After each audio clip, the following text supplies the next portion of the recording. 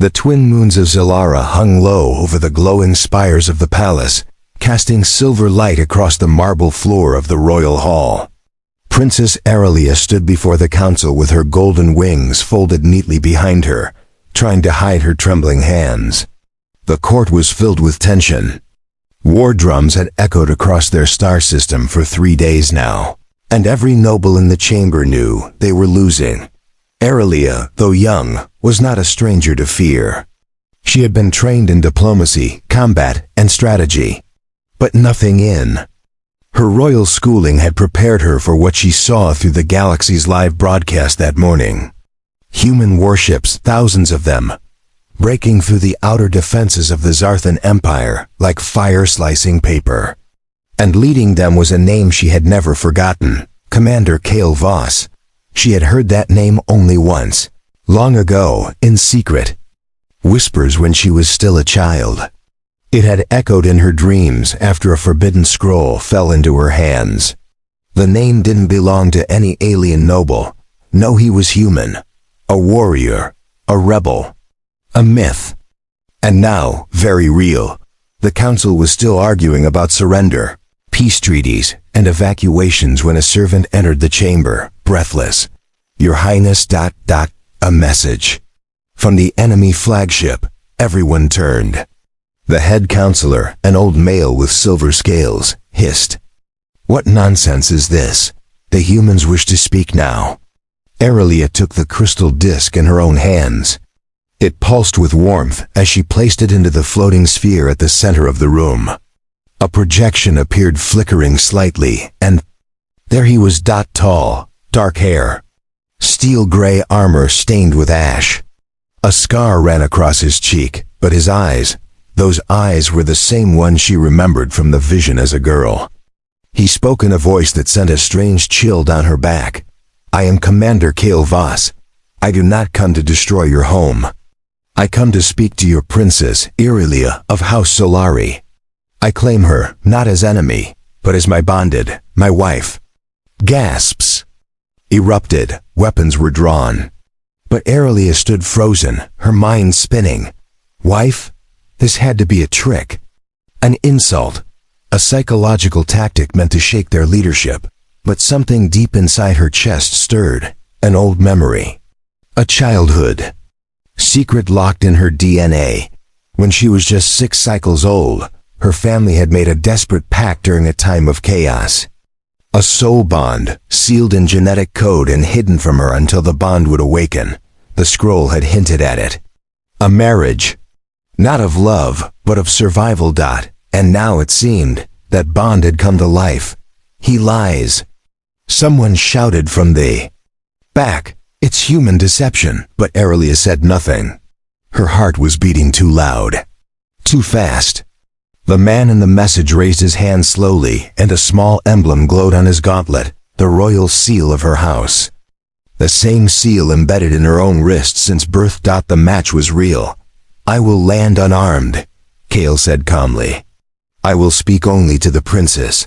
Let no blood spill, unless you force it." Then the message ended.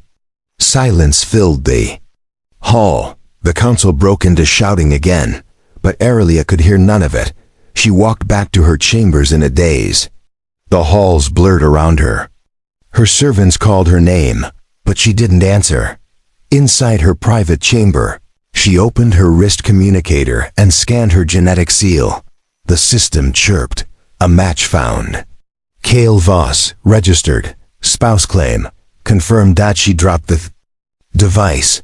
Her hands shook. How could this be true? How could a human, a warrior who stood against her empire, be her husband? And why, despite everything, did her heart ache to see him again? As she looked out the window, the human flagship came into view, descending slowly through the clouds above the palace.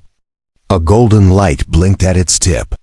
He was coming, and Aerylia realized her past, her duty, and perhaps her future were all about to collide in the most unexpected way. Asterisk. The landing bay trembled as the human flagship settled on the royal platform. Hundreds of royal guards stood in rows with weapons drawn, golden armor shining under the twin suns. Princess Aerylia walked slowly down the center, her wings folded tight, her long white dress swaying behind her. Her face was calm, but her heart beat like a war drum. She didn't know what to expect. The last time a human entered Xelaran royal territory, it ended in fire. But this one, this man, had entered through ancient law. The bond was real. She had confirmed it herself. Still, that didn't make it easier. The ship's ramp lowered with a hiss. Dust swirled. The air grew still. Out walked the human. Kael Voss looked even more dangerous in person. He wore light armor, but his movements were confident, precise. His eyes scanned the guards without fear. When his gaze met hers, he stopped walking. For one long second, they just stared at each other. No words. No weapons, just memory and tension. He stepped forward slowly. Princess Aerylia, her throat tightened. Commander Voss. He bowed just slightly. Enough to respect her status, but not enough to make him look weak. The guards raised their weapons, but Aerylia lifted her hand. Let him pass. Murmurs spread through the soldiers, but they obeyed. Kael walked until he stood only a few steps from her. He looked at her face as if searching for something. You've grown, he said softly. She blinked. You knew me? I saw you once. When the bond was sealed, you were just a child. But your eyes, I never forgot them. You came to remind me of a bond we were forced into? No, he said. I came because I thought it was time to choose what that bond means. For both of us.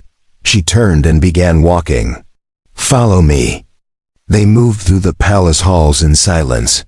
The guards stayed close but didn't interfere. Aerylia led Kael into the crystal chamber, her private sanctuary, protected by old enchantments. Inside, the walls glowed with soft light, and the air hummed with ancient energy. This place is sealed from all ears, she said. Now tell me, why are you really here? Kael's voice was calm, but firm. To stop this war. Aerylia raised an eyebrow. You think showing up with a marriage claim will end a galactic conflict? No, he said. But it gives us something rare. A chance to speak without killing. A chance to rewrite history. She walked around him, studying him carefully. You're a warrior, a soldier.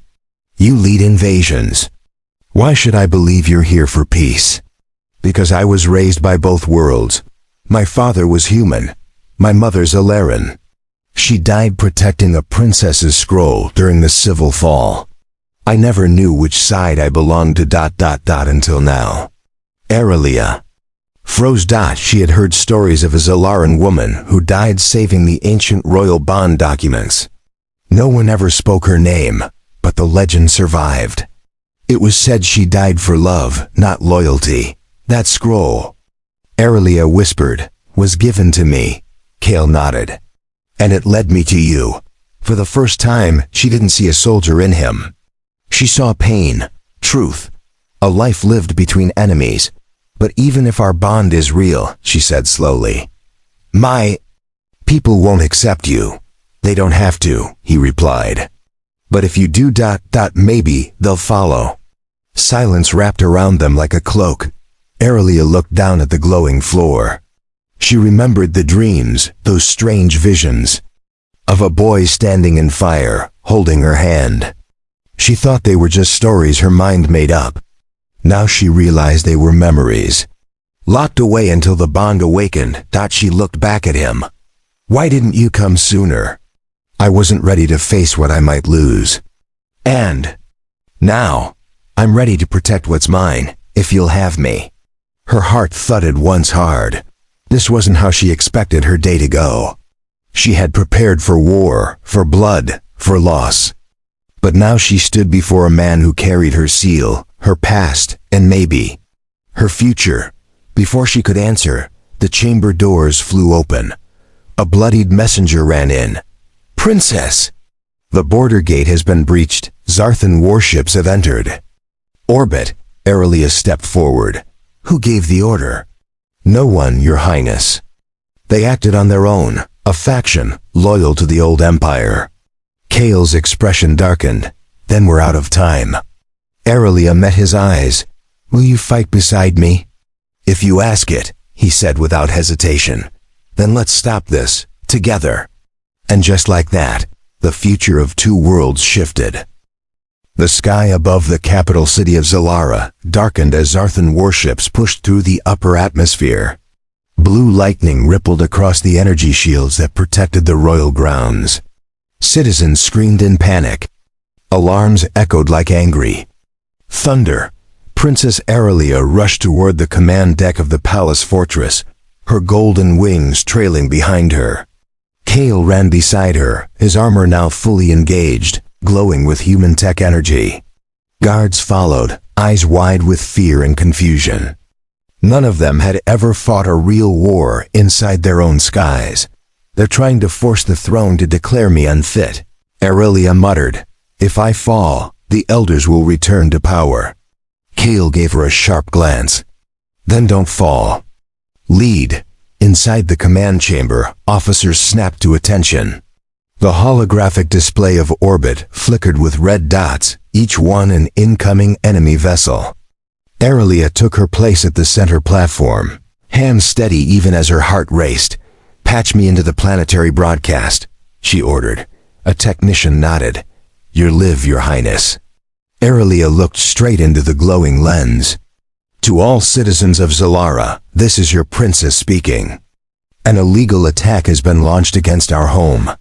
Not by humans, but by traitors of our own kind. They want fear. They want to take back control, but we will not bow. She glanced at Kael, who stood tall beside her, silent but solid. Have made my choice, she continued. This human warrior is not our enemy. He is my bonded partner by ancient law and by heart.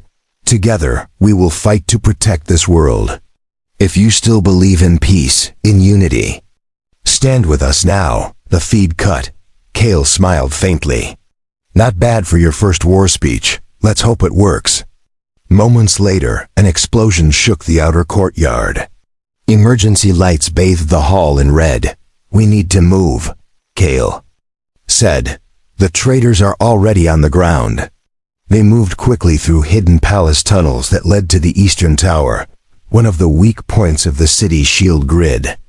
If it fell, the invaders could march right into the heart of Xelaran. As they reached the end of the passage, the heavy doors burst open. Enemy soldiers poured in, Zarthan fighters in black armor, their eyes glowing with crimson lenses. Aerylia raised her hand, her gold-ringed fingers crackling with energy. She didn't hesitate. Her first blast of light shattered the front line. Kael moved like a storm, his blades flashing, his movements precise. Human tech met alien grace in perfect harmony. They fought side by side, back to back. One soldier tried to grab Aerylia's wing. Kael shot him through the chest before he touched her. Another aimed at Kael's head. Aerylia sliced his weapon in half with a lightning spear. Not bad for a princess, Kael said, panting. You're not so bad for a husband. She shot back, but there were too many. They retreated into the tower's control room. Aerylia slapped the panel, sealing the doors behind them. Sirens blared. Outside, enemy soldiers pounded on the metal. They'll break through soon, Kael said, his breathing heavy. Any ideas? Aerylia scanned the control station. If I reroute the tower's core, I can create a shockwave, burn out their weapons. You'll fry yourself doing that, she looked at him. Not if you shield me. He didn't argue. She knelt beside the power core, golden light flowing from her fingertips into the ancient system. Sparks flew. Heat flooded the chamber. Kael stood over her, both arms raised, his armor projecting a protective field. It hummed and screamed under pressure. His skin burned. The walls cracked. Just a few more seconds. Aerylia shouted. The door behind them exploded inward. Enemy soldiers stormed in. Kael didn't move. Then the core surged. A blinding wave of light blasted through the room, knocking every enemy soldier unconscious. The air was thick with heat and smoke. Everything fell silent. Aerylia collapsed to the floor, coughing, her hands blistered. Kael dropped beside her, pulling her into his arms. "You did it," he whispered. She looked up at him, eyes glassy. "You stayed." "Of course I stayed. I'm your husband, remember?" A strange silence passed between them, heavy but not painful. As if some invisible wall had finally broken. In the next moment, palace reinforcements burst in behind them. "Tower is secure," an officer called out. "We're pushing them back." Kael helped her stand. Aerylia looked out the shattered window toward the burning horizon. This wasn't the end of the war. Not yet, but it was the beginning of something else, something that had been hidden from both of them for years. Something stronger than duty. The halls of the palace were silent after the battle. Fires still burned in the distance, but for now, the tower held strong. Medical teams rushed through the corridors, treating wounds and helping the injured. Aerylia sat on the edge of a crystal bench in her private chamber, a healer tending to her burnt hands. She barely noticed the pain. Kael stood across from her, watching her closely. He hadn't said much since they were rescued. His armor was damaged, but his eyes were calm. "I never thought," Aerylia finally said, "that I would fight beside a human. I never thought I'd protect an alien princess," Kael replied with a half-smile. "Yet, here we are."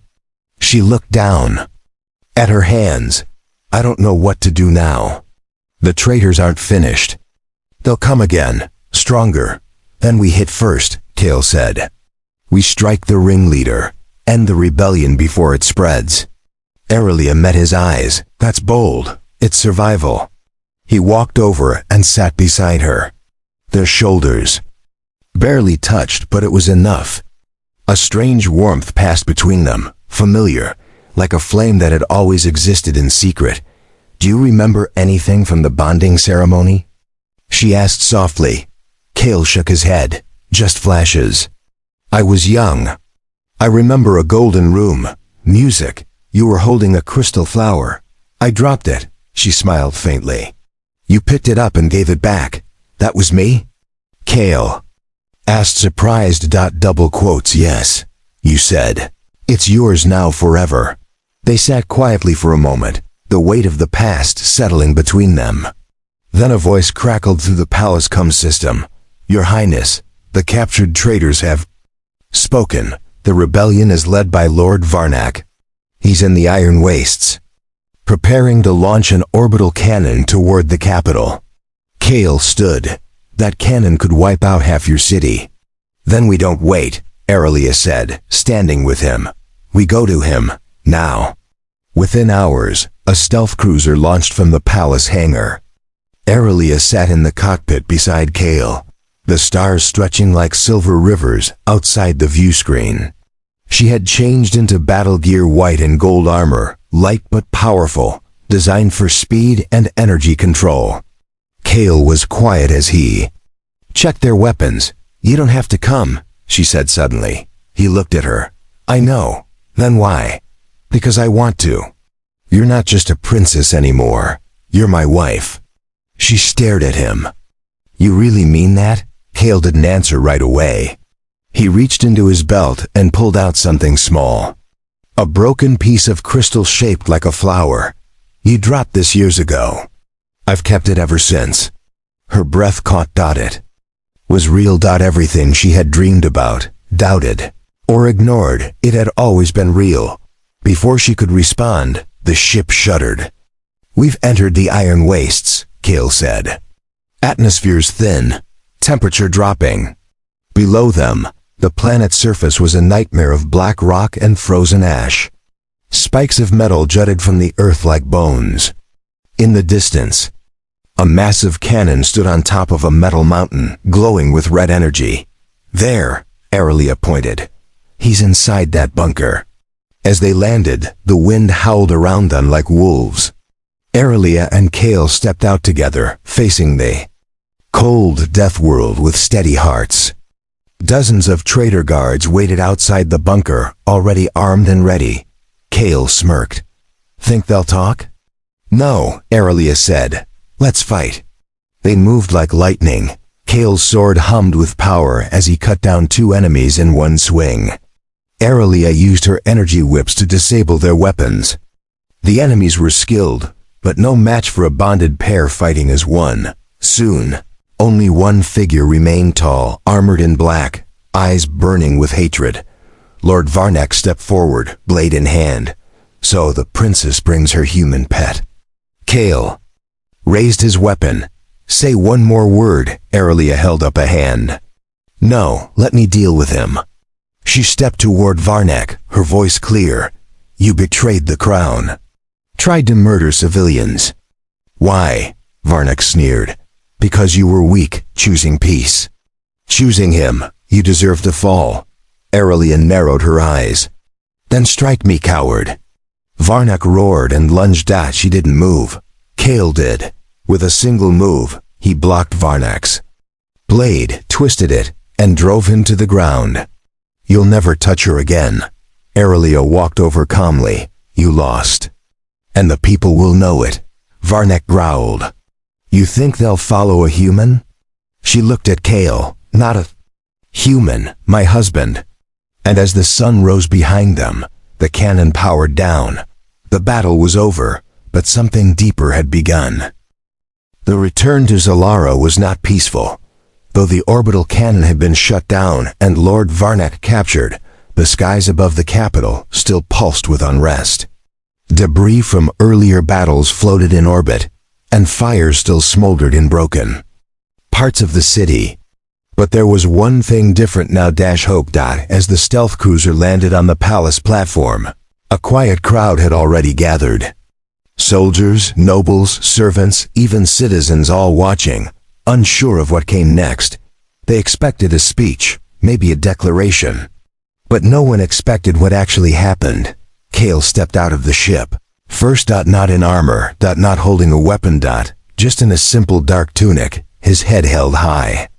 Aerylia followed him, dressed in white, a soft golden glow around her. They walked side by side, hands nearly touching, but not quite. The crowd murmured. The nobles exchanged sharp looks. And then one voice rose above the others. Traitor too. Her own blood. A noble elder shouted from the royal steps, pointing a jeweled staff at Aerylia. You bonded with a human. You let him enter our sacred halls, touch our thrones, spill his words into our law. Kael's hand reached for his weapon, but Aerylia stopped him gently. She stepped forward. Yes, I did. And I will not apologize. Gasps, she turned to face them all. Her voice was steady. This man stood by me when the Empire turned its back. He fought not for power, but for peace. When our towers burned, he shielded our people. When enemies rose, he bled for us. And when the truth of our bond came to light, he didn't run. Bloodlines matter. Another noble shouted. Tradition. So does honor, Aerylia replied. And I choose to honor the truth. My heart, my bond, she turned to Kael, and my husband. The silence that followed was not empty. It was full of tension, surprise, fear, and something else. Change. Not everyone clapped, but some did. And that was enough. Hours later, inside the royal chambers, Aerylia sat by the tall crystal windows, the city lights flickering like stars below. Kael stood behind her, unsure of what to say. The moment had passed, but the future still hung over them like a sword. You risked everything, he said softly. So did you. She looked over her shoulder. Why didn't you stop me? Let me take the safer path. Because, he said, stepping closer, I've seen what happens when people follow fear. You didn't. That's why I believe in you. A small smile touched her lips. He walked closer, slowly, until he stood behind her chair. You said I was your husband. Was that political? She turned to face him fully. No, that was personal. He stared at her. Then finally, after all the fire, the blood, the storms, they kissed. It wasn't fast or wild. It was quiet, Real. Like two pieces of something ancient finally coming together. When they broke apart, Kael whispered, "This doesn't mean I'm staying in a palace, does it?" She laughed softly. "You might not have a choice anymore." They sat side by side on the window bench. Below them, reconstruction had already begun. The people were moving, building, healing. But as the moon rose higher, a shadow passed over the city.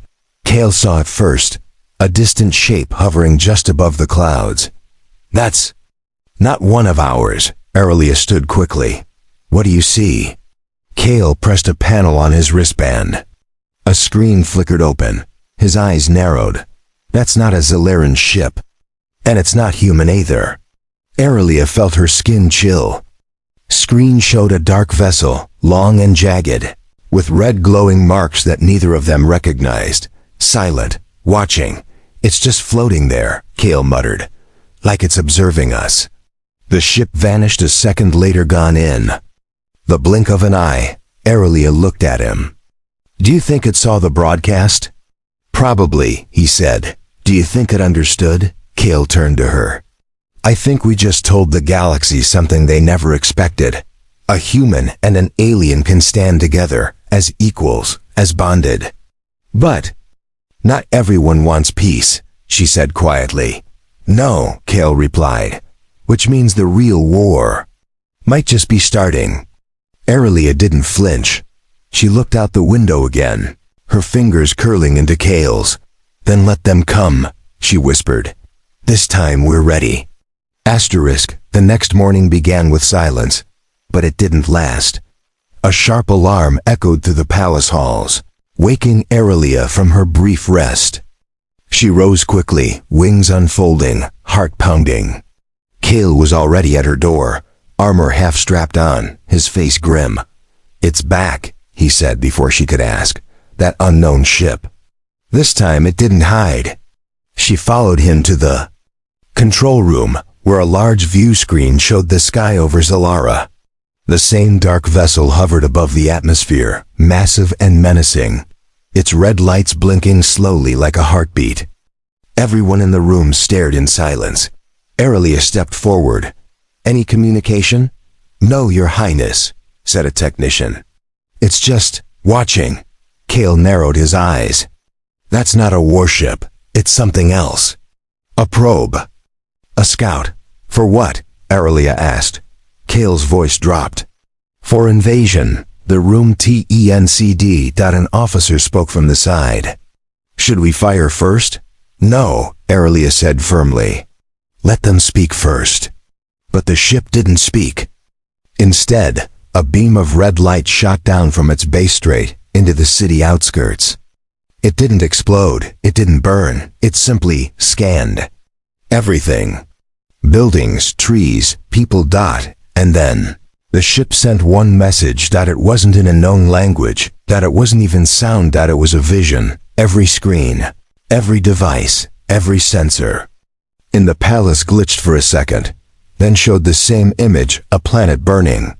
Not Xelara, not Earth, something older, dying.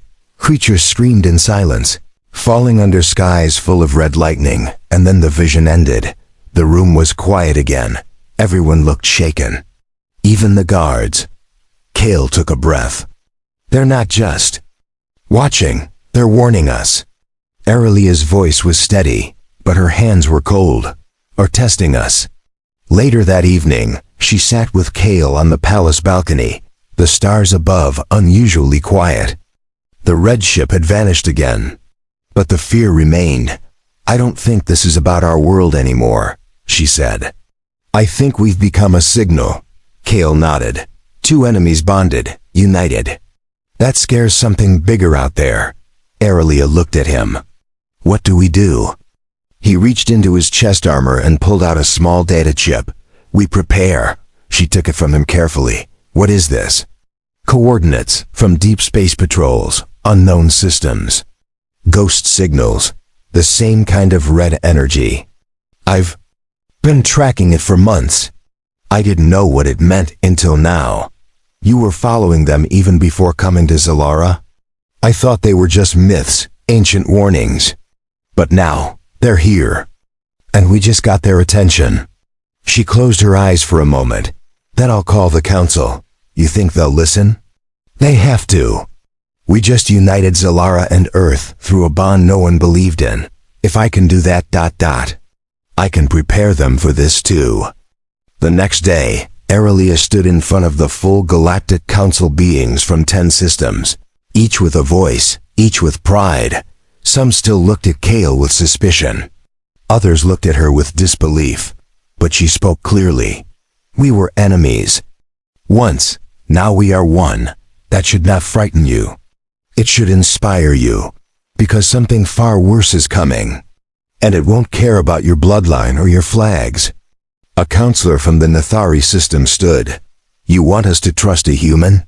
Kael stepped forward, voice calm. "No, I want you to survive." That earned silence. And then slowly, "Support." Aerylia looked at Kael after the meeting, her heart pounding with something new belief. Not just in herself, but in what they could become together. As they walked back through the grand hallway, the palace shook again, not from an attack, but from an arrival. Another ship, a different one, smaller, but closer. It landed directly in the palace garden, without warning. Soldiers ran, readying weapons. Aerylia and Kael pushed through the guards and approached the vessel. The doors hissed open, and out stepped a being unlike any they'd seen. Not alien, not human, something in between. Tall, silver-skinned, eyes glowing like stars. It spoke, but the words entered their minds directly. "The Union has triggered. The signal, the Watchers are waking. You must choose now: stand divided and fall, or stand together and fight what's coming." Kael stepped forward. "And if we choose to stand together?" The being smiled faintly. "Then you may just survive." The storm. The silver-skinned being stood calmly in the royal garden, the glowing sky behind it swirling with strange colors. No one moved. Even the palace guards, trained for war, held their breath. Aerylia stood at Kael's side, her hand tightly gripping. The being raised one hand and spoke again, not aloud, but into their minds. "The Watchers have waited for ages. They observe civilizations that reach a certain point, when peace between enemies becomes possible. That moment of unity draws their attention, and their test." Kael narrowed his eyes. "And if we fail that test? You will not die quickly." The being replied. Aerylia stepped forward, wings folding neatly behind her back. "Why now? Why us?" "Because you did something no one expected. You bonded across war. Across bloodlines. It triggered a signal buried long ago in your world's energy field, placed there by the Watchers before your species could even speak." The words sank into her like cold water. Kael spoke quietly. "So they planted a trap. A test." "No," the being replied. "A chance. If you pass, your worlds join a greater alliance. If you fail, the universe forgets you." Aerylia looked at Kael. "Then we must show them who we are." The being nodded. "One final challenge. You both must face it alone. Together." Suddenly, the garden melted away. The palace vanished. The stars disappeared. Aerylia blinked and found herself standing in a strange space of light and shadow. Kael was beside her, but everything around them was silent. Still. Then the ground shook. From the mist emerged a massive creature, part machine, part beast. It had no face, only shifting black metal and claws made of light. Its voice was a screech of rage. Kael drew his blade. Aerylia summoned her energy. They stood back to back. The creature attacked first. Kael parried the first strike, but the shockwave knocked him back. Aerylia fired blasts of gold, but they barely slowed it down. "This thing's built to crush everything we are," Kael shouted. "It's not real." Aerylia gasped, dodging another strike. "It's testing our bond." Kael rolled to her side, his blade humming. "Then let's show it what that bond means." They didn't fight alone. They fought as one. When Aerylia leapt into the air, Kael launched her higher with a boost of his armor. When Kael stumbled, Aerylia pulled him into cover with her wings. When he slashed, she followed with light. When she shielded, he defended her blind side. Blow after blow, they wore the creature down, not with strength, but with perfect trust. In the final moment, they joined hands and released all their energy, his fire, her light, into one unified blast. The creature screamed, then vanished into smoke. The silence returned. Then light, and suddenly they were back in the garden. The being stood before them, a calm smile on its face. You passed. Aerylia felt her knees buckle, but Kael held her upright. The being stepped forward. Your bond is real. Your hearts are true. You have chosen unity in a time of division. You have faced chaos and responded with trust. Because of this, Xelaran and Earth are now marked. Kael frowned. Marked for what? For protection, for alliance, for future knowledge. We will not destroy what still has hope. Aerylia raised her eyes. So the Watchers, they'll leave us alone now? They will watch, but they will not test again. With that, the being turned and began to fade into light. Kael called out, "Wait, who are you?" The being's final words echoed in their minds as it vanished. Just a messenger. From the future, you now have the chance to build. The next weeks were filled with change. The story of the test spread across systems. Council members who once doubted now spoke of unity. Human ships landed openly in Xelaran ports. Trade began. Schools welcomed children of both races. Soldiers trained side by side. For the first time, the galaxy believed peace might be possible. On a quiet balcony high above the capital, Aerylia stood with Kael, looking down at the lights of a city reborn. She leaned against him. "You really were my husband all along." He smiled. "Took you long enough to believe it." "I always felt it," she said softly. "Even before I knew." "And now?" he asked. She looked into his eyes. "Now I don't just believe it. I choose it." He held her close, and the stars above them no longer felt so cold. They were not just symbols of distance anymore. They were lights on the road they would walk together.